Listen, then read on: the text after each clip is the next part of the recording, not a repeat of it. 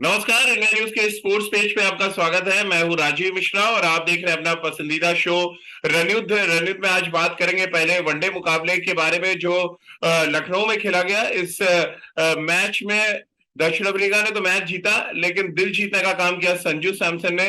एक ऐसा बल्लेबाज जिसको लेकर भारतीय क्रिकेट में बहुत ज्यादा चर्चा रही है, और खास तौर से जब वर्ल्ड कप का स्क्वाड चुना गया तो उनके टीम में न होने पर भी कई तरह के सवाल खड़े किए गए।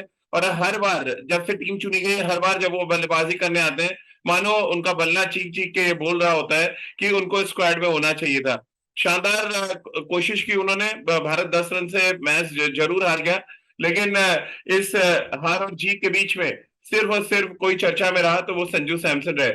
अब संजू सैमसन पर बातचीत करेंगे, साथ ही जो हमारे युवा बल्लेबाज हैं जिनको एक अग्नि परीक्षा देना पड़ा रबाडा, वह पानेल और लुंगी के सामने, वो इस अग्नि परीक्षा में कितने खरे उतरे इस पर बात करेंगे। और इस वनडे सीरीज का क्या औचित्य है, क्यों दक्षिण अफ्रीका अपनी पूरी ताकत के साथ इस वनडे सीरीज में खेल रहा है, वहीं भारत की ये टीम ऑस्ट्रेलिया पहले रवाना हो गई, इस पर भी बातचीत करेंगे। हमारे साथ विराट कोहली के कोच राजकुमार शर्मा जी इस समय जुड़ चुके हैं। राजकुमार सर, गुड मॉर्निंग। बहुत बहुत स्वागत है आपका। और साथ ही सवाल बड़ा जहन में यह है कि एक तरफ भारत अपनी बी टीम खिला रहा था, वहीं साउथ अफ्रीका अपनी पूरी स्ट्रेंथ के साथ खेल रही है। क्या तैयारियों के लिहाज से दक्षिण अफ्रीका ने ये कदम उठाया है कि प्रैक्टिस मैच से अच्छा है कि आप एक इंटरनेशनल मैच खेल लें? डेफिनेटली राजीव, देखिए वो पहले T20 सीरीज में खेलने आए थे यहाँ पर। जी। और साथ साथ उन्होंने वनडे को भी अच्छा प्रैक्टिस के लिए अपने उपयोग कर रहे हैं, तो ये एक अच्छी थिंकिंग है, अच्छी सोच है। मैं कहूँगा साउथ अफ्रीका की।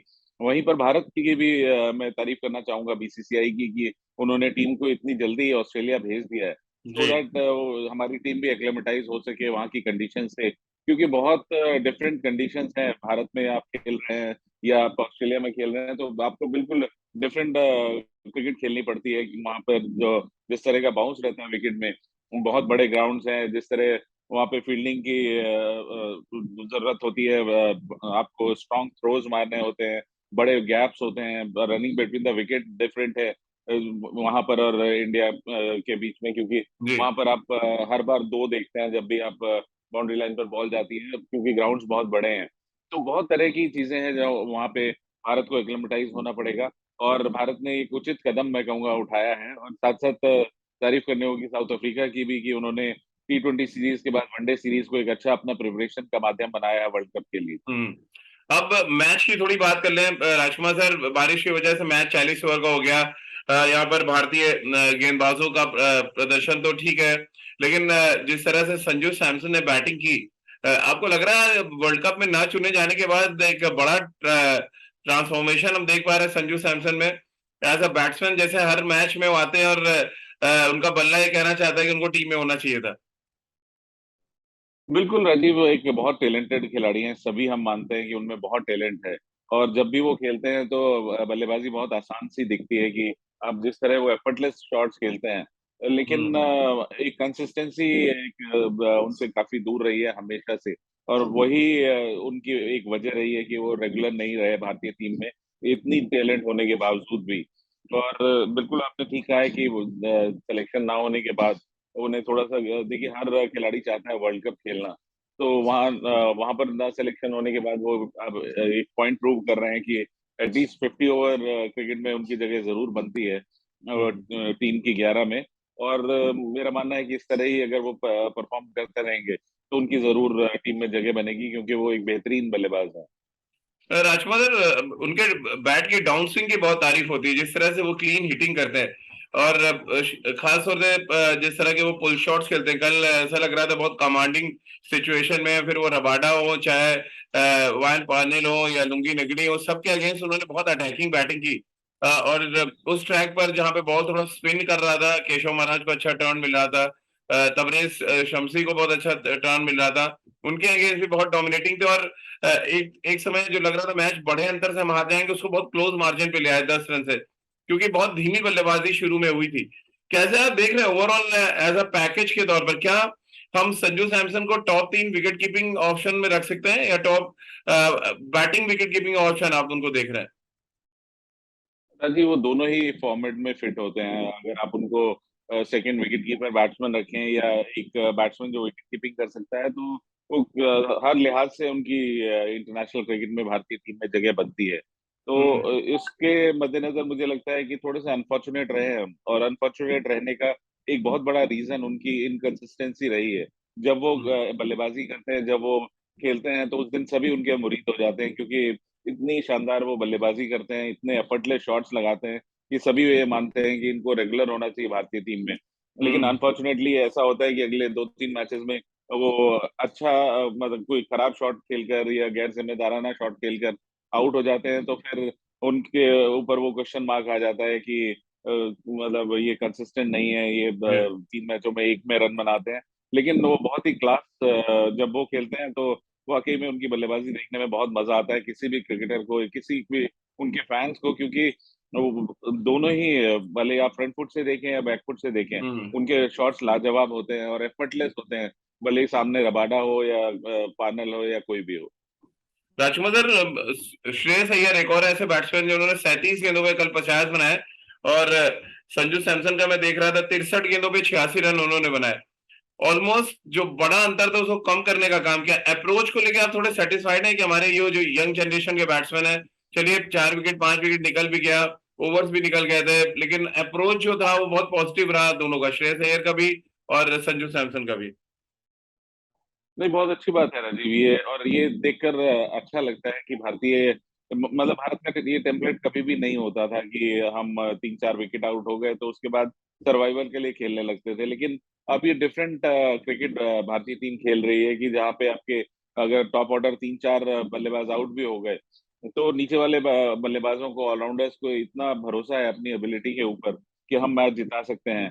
और इसी तरह फिर आप वर्ल्ड चैंपियन टीम बनते हैं कि जब आपकी सभी प्लेयर इम्पैक्टफुल प्लेयर हों और मादा रखते हो आपको किसी भी पोजीशन से मैच जिताने का। तो भारत एक जी। अच्छी प्रिपरेशन हो रही है। इंडिया की ए टीम भी इतना शानदार प्रदर्शन कर रही है, तो ये देखकर बहुत खुशी होती है कि भारत की बेंच स्ट्रेंथ इतनी अच्छी है। बिल्कुल। और हार का मलाल इसलिए भी बहुत ज्यादा नहीं है क्योंकि हमारे नीचे के बैट्समैनों ने आके लड़ाई की। अब शार्दुल ठाकुर का ही अगर हम बात कर लें, राजकुमार सर, उन्होंने भी बहुत अच्छा अप्रोच दिखाया और संजू सैमसन के साथ ऑलमोस्ट मैच को निकाल कर ले गए थे वो।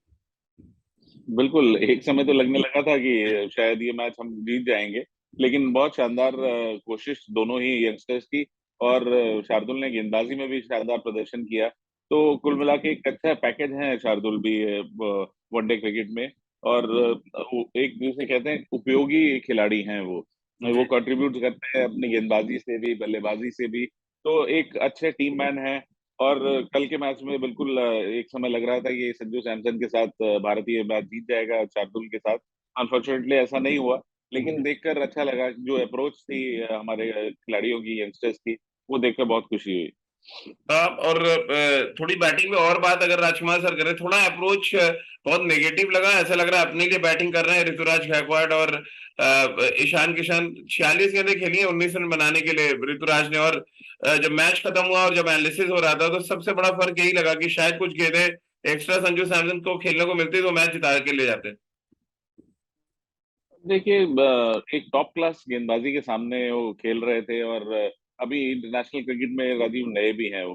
तो hmm. I I would give it to Ruturaj Gaikwad की थोड़ा सा पॉजिटिव उन्हें खेलना चाहिए था, लेकिन अभी यंगस्टर हैं, यही ऐसे ही सीखेंगे वो। और सामने आप अगर गेंदबाजी देखिए ना, वर्ल्ड के बेस्ट बॉलर्स उनके सामने गेंदबाजी कर रहे थे, और सामने से 2-3 खिलाड़ी आउट भी हो गए थे, तो वहां पर उनका एक रोल थोड़ा सा डिफरेंट हो गया था। हम्म। लेकिन मेरा मानना है कि थोड़ा सा पॉजिटिव हो सकते थे।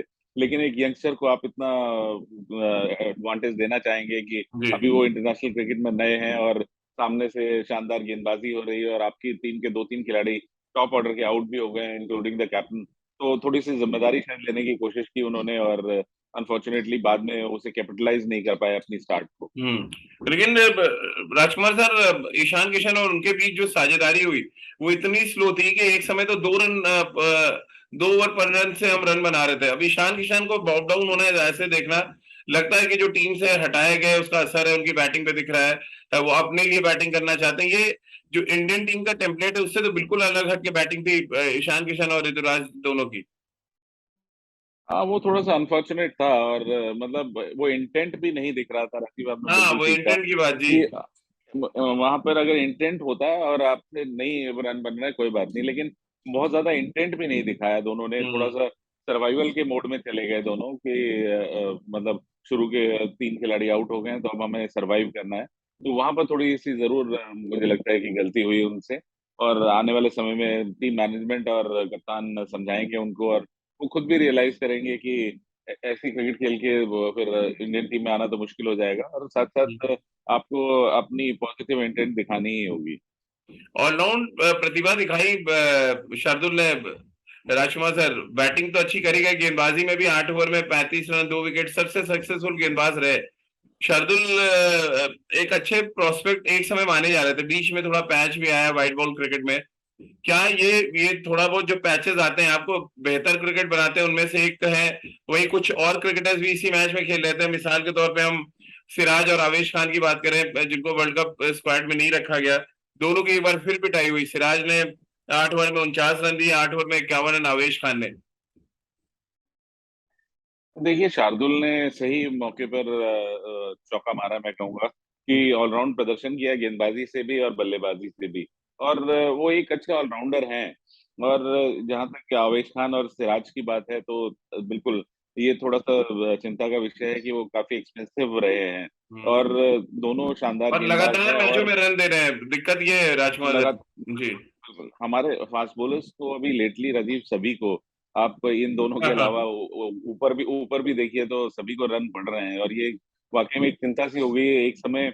अब से अगर 1-2 साल पहले आप देखते तो भारत के पास एक ऐसा पूल लग रहा था कि फास्ट बॉलिंग की भारत के पास एक फैक्ट्री आ गई है कि जहां से लगातार हम किसी को भी खिला सकते हैं। हम्म। बट अनफॉर्चुनेटली एकदम से फिर वैक्यूम सा आ गया है कि हमें फिर देखना पड़ रहा है कि किसी तरह बुमराह फिट हो जाएं या मोहम्मद शमी फिट हो जाएं, जिन पे हम ट्रस्ट कर सकें। तो कहीं ना कहीं थोड़ी सी मुझे लग रहा है कि कॉम्प्लिसेंसी आई है पिछले दिनों में फास्ट बॉलिंग डिपार्टमेंट में। हम्म। उतना शायद मेहनत नहीं की गई है फास्ट बॉलर्स की तरफ से या कोचेस की तरफ से, कि हम एक तरह से स्टेगनेंट हो गए हैं वहां पर। जी। आप तरक्की नहीं कर रहे हैं वहां पर। और जब तक आप इंटरनेशनल क्रिकेट में डे टू डे आप तो नया कुछ नहीं करेंगे, नई कोशिश नहीं करेंगे, तो आपको रीड कर लिया जाता है और फिर आपके लिए बहुत मुश्किल होता है, वरना खासकर व्हाइट बॉल क्रिकेट में। कुछ वही हाल रवि बिश्नोई का भी था राजकुमार सर, 8 ओवर में 69 रन दिए उन्होंने, सबसे ज्यादा पिटाई उनकी हुई है इस मैच में। अनफॉर्चुनेट है कि अच्छा प्रदर्शन कर रहे थे, बहुत स्ट्रांग कंटेंडर थे राजीव। हम्म। हम आपस में बात भी करते थे कि वो एक काफी स्ट्रांग कंटेंडर होंगे, लेकिन उनकी जगह पे अश्विन को तरीज दी गई वहां पर वर्ल्ड कप के लिए, तरजीह दी गई। तो यहाँ पर लेकिन कोई ऑफ डे हो सकता है किसी भी गेंदबाज का। अच्छे गेंदबाज हैं, उन्होंने दिखाया है कि उनमें मादा है अच्छे अपोजिशन के सामने भी अच्छी हम्म। गेंदबाजी करने का। लेकिन अनफॉर्चुनेटली मैं कहूंगा शायद उनका एक ऑफ डे था तो उनको इतने रन पड़े। हम्म। गेंदबाजी में क्योंकि चर्चा हम लगातार कर रहे हैं राजकुमार सर, और चर्चा भारतीय गेंदबाजों की इस पिटाई की इसलिए भी हो रही है कि लेफ्ट हैंडर्स के खिलाफ लगातार जो खराब गेंदबाजी जारी है। इस मैच में भी ले लें, क्विंटन डिकॉक ने शुरू में पिटाई की, फिर बाद में आके डेविड मिलर ने मैच को फिनिश करने का काम किया दक्षिण अफ्रीका के लिए। क्या दिक्कतें आ रही हैं एज अ कोच, आप क्या देख पा रहे हैं? पाकिस्तान के लिए नवाज आके रन बनाए जाते हैं, श्रीलंका के लिए राजपक्षे, ऑस्ट्रेलिया के लिए मैथ्यू वेड बनाते हैं रन। अब दक्षिण अफ्रीका, हमने जो हम T20 आ रहे हैं वहां पर भी डेविड मिलर और रूसो ने रन बना दिया है। अब यहाँ पर देख रहे हैं तो फिर डेविड मिलर और क्विंटन डिकॉक कंट्रीब्यूट करते हैं। क्या रीजन आप देख रहे हैं लेफ्ट हैंडर्स के खिलाफ इतनी खराब हालत हमारी है कि हम बिल्कुल एक्सपोज हो जाते हैं तुरंत?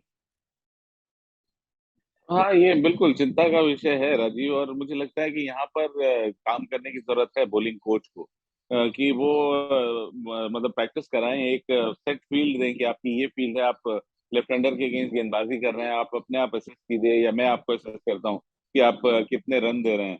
तो कहीं ना कहीं थोड़ा सा मेहनत करने की जरूरत है, थोड़ी स्ट्रेटेजी बनाने की जरूरत है कि किस तरह आप लेफ्ट हैंडर्स को कंटेन करेंगे। क्योंकि जैसा आपने कहा कि हर कंट्री का जो भी लेफ्ट हैंडर आता है वो हमारे खिलाफ काफी घातक सिद्ध होता है।